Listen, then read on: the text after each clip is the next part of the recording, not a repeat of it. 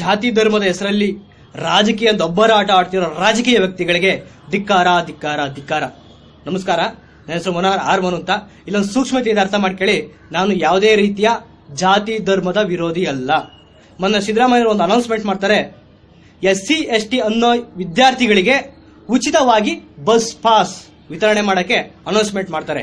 ಆದ್ರೆ ಬೇರೆ ಯಾವುದೇ ರೀತಿ ಜಾತಿನಲ್ಲಿ ನಿಮಗೆ ಬಡ ವಿದ್ಯಾರ್ಥಿಗಳು ಕಾಣಲೇ ಇಲ್ವಾ ಸ್ವಾಮಿ? ಎಲ್ಲಾ ಜಾತಿನಲ್ಲೂ ಕೂಡ ಬಡ ವಿದ್ಯಾರ್ಥಿಗಳಿದ್ದಾರೆ. ಸರ್ವರಿಗೂ ಸಮಪಾಲು ಅಂತ ಅಧಿಕಾರಕ್ಕೆ ಬರ್ತೀರಾ. ಆದ್ರೆ ನೀವು ಮಾಡ್ತಾ ಇರೋದು ಏನ್ ಸ್ವಾಮಿ? ಎಲ್ಲಾ ಜಾತಿಯ ಬಡ ವಿದ್ಯಾರ್ಥಿಗಳಿಗೆ ಉಚಿತವಾಗಿ ಬಸ್ ಪಾಸ್ ಕೊಟ್ರಾ? ಎಲ್ಲಾ ಜಾತಿಯ ಬಡ ವಿದ್ಯಾರ್ಥಿಗಳಿಗೆ ಫ್ರೀ ಎಜುಕೇಶನ್ ಕೊಡ್ತಾ ಇದ್ದೀರಾ? ಎಲ್ಲಾ ಜಾತಿಯ ಬಡ ಜನರಿಗೆ ಶಾದಿ ಭಾಗ್ಯ ಕೊಟ್ರ ಸ್ವಾಮಿ? ಇಲ್ಲ ಸ್ವಾಮಿ, ಒಂದು ಅರ್ಥ ಮಾಡ್ಕೊಳ್ಳಿ. ನಿಮಗೆ ಅಧಿಕಾರ ಕೊಟ್ಟಿರೋದು ಕೇವಲ ಒಂದು ಜಾತಿ ಒಂದು ಧರ್ಮ ಅಲ್ಲ. ಎಲ್ಲಾ ಜಾತಿಯ ಎಲ್ಲಾ ಧರ್ಮದ ಜನರು ಕೂಡ ನಿಮಗೆ ಮತ ಹಾಕಿ ಅಧಿಕಾರ ಕೊಟ್ಟಿದ್ದಾರೆ. ನಿಮಗೆ ಕೆಲಸ ಕೇವಲ ಒಂದು ಜಾತಿ ಒಂದು ಧರ್ಮದ ಏಳಿಗೆ ಉದ್ಧಾರಕ್ಕಲ್ಲ, ಎಲ್ಲಾ ಜಾತಿ ಎಲ್ಲಾ ಧರ್ಮನ ಸಮಾನವಾಗಿ ಉದ್ಧಾರ ಮಾಡ್ಲಿ ಅಂತ ನಿಮ್ಗೆ ಅಧಿಕಾರ ಕೊಟ್ಟಿಸಿರೋದು. ಸ್ವಾಮಿ, 1950ರಲ್ಲಿ ಡಾಕ್ಟರ್ BR ಅಂಬೇಡ್ಕರ್ ಅವರು ಜಾತಿ ಧರ್ಮದ ರಿಸರ್ವೇಶನ್ ಅನ್ನೋ ಕಾಯ್ದೆ ತರ್ತಾರೆ. ಆದರೆ ಅದು ಕೇವಲ 10 ವರ್ಷಗಳಿಗೆ ಮಾತ್ರ. ಆದರೆ ನೀವು ರಾಜಕೀಯ ದೊಂಬರಾಟಕ್ಕೆ ನಿಮ್ಮ ರಾಜಕೀಯ ಬೇಳೆ ಬೇಯಿಸ್ಕೊಳಕ್ಕೋಸ್ಕರ 67 ವರ್ಷ ಕಂಟಿನ್ಯೂ ಮಾಡ್ತೀರಾ. ಸ್ವಾಮಿ, ಜಾತಿ ಅನ್ನೋ ರಿಸರ್ವೇಶನ್ ಇವತ್ತು ಯಾವ ರೀತಿ ಮಾರ್ಕವಾಗಿದೆ ಅಂದ್ರೆ, ಒಂದು ಜನಾಂಗದ ವ್ಯಕ್ತಿ ಜಾತಿ ಅನ್ನೋ ರಿಸರ್ವೇಶನ್ ನಲ್ಲಿ ಗೌರ್ಮೆಂಟ್ ಜಾಬ್ ತಂತಾನೆ, ಅವನು ಆರ್ಥಿಕವಾಗಿ ಸದೃಢ ಆಗ್ತಾ ಹೋಗ್ತಾನೆ. ಹಾಗೆ ಅವನ ಮಗನಿಗೂ ಕೂಡ ಜಾತಿ ರಿಸರ್ವೇಶನ್ ಕೋಟಾ ಸಿಗುತ್ತೆ.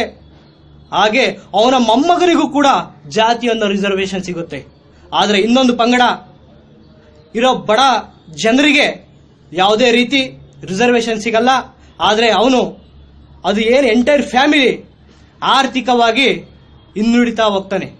ನಿಮ್ಮಂತಹ ರಾಜಕೀಯ ವ್ಯಕ್ತಿಗಳಿಗೆ ನಾನು ಹೇಳೋದಿಷ್ಟೇ, ಸೆಂಟ್ರಲ್ ಗೌರ್ಮೆಂಟ್ ಆಗಿರ್ಬೋದು, ಸ್ಟೇಟ್ ಗೌರ್ಮೆಂಟ್ ಆಗಿರ್ಬೋದು, ನಿಮಗೆ ಪ್ರಾಮಾಣಿಕವಾಗಿ ಅಧಿಕಾರನೇ ಮಾಡ್ತಿದ್ರೆ, ನಿಮಗೆ ತಾಕತ್ತೇ ಇದ್ರೆ ಜಾತಿ ಅನ್ನೋ ರಿಸರ್ವೇಶನ್ ಕ್ಯಾನ್ಸಲ್ ಮಾಡಿ ಆದಾಯದ ಮೇಲೆ ರಿಸರ್ವೇಶನ್ ಕೊಡಿ ಸ್ವಾಮಿ. ಆಗ ಎಲ್ಲಾ ಜಾತಿಯ ಬಡವರಿಗೂ ಸಮಾನವಾಗಿ ಸೌಲಭ್ಯಗಳು ದೊರೀತವೆ. ನಮಗೆ ಸ್ವತಂತ್ರ ಬಂದು 70 ವರ್ಷ ಆಯಿತು ಸ್ವಾಮಿ.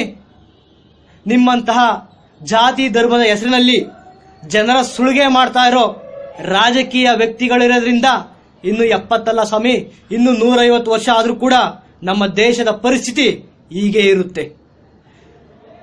ಅಧಿಕಾರ ಅನ್ನೋ ಚಾಟಿ ನಿಮಗೆ ಕೊಟ್ಬಿಟ್ಟಿದೀವಿ. ನೀವು ಜಾತಿ ಧರ್ಮ ಭ್ರಷ್ಟಾಚಾರ ಸುಲಿಗೆ ಅನ್ನೋ ಬುಗುರಿನಲ್ಲಿ ನಮ್ಮನ್ನು ಬುಗುರಿ ಆಡಿಸ್ತಾ ಇದ್ದೀರಾ. ಲಾಸ್ಟ್ನೇದಾಗಿ ಜಾತಿ ಧರ್ಮದ ಹೆಸರಿನಲ್ಲಿ ಬಡ ವಿದ್ಯಾರ್ಥಿಗಳಿಗೆ ಅನ್ಯಾಯ ಮಾಡ್ತಾರೋ ನಿಮ್ಮಂತ ರಾಜಕೀಯ ವ್ಯಕ್ತಿಗಳಿಗೆ ಹೇಳೋದಿಷ್ಟೇ, ಎಲ್ಲಾ ಜಾತಿಯ ನೊಂದ ಬಡ ವಿದ್ಯಾರ್ಥಿಗಳು ರೆಡಿ. ದಮ್ಮಿದ್ರೆ ಹಿಡಿ, ಒಳ್ಳೆ ಟೈಮ್ ಬರ್ಲಿ ತಡಿ. ಜಾತಿ ರಾಜಕೀಯ ಪುಡಿ ತಾಕತ್ತಿದ್ರೆ ಇಡಿ, ಇಲ್ಲ ಅಂದ್ರೆ ಡ್ಯಾಶ್ ಮುಚ್ಕೆ ನಡಿ. ಈ ವಿಡಿಯೋ ಎಲ್ಲ ರಾಜಕೀಯ ವ್ಯಕ್ತಿಗಳಿಗೂ ಎಲ್ಲ ಜನತೆಗೂ ತಲುಪುವುದೇ ನನ್ನ ಉದ್ದೇಶ. ದಯಮಾಡಿ ವಿಡಿಯೋ ಶೇರ್ ಮಾಡಿ. ಧನ್ಯವಾದಗಳು.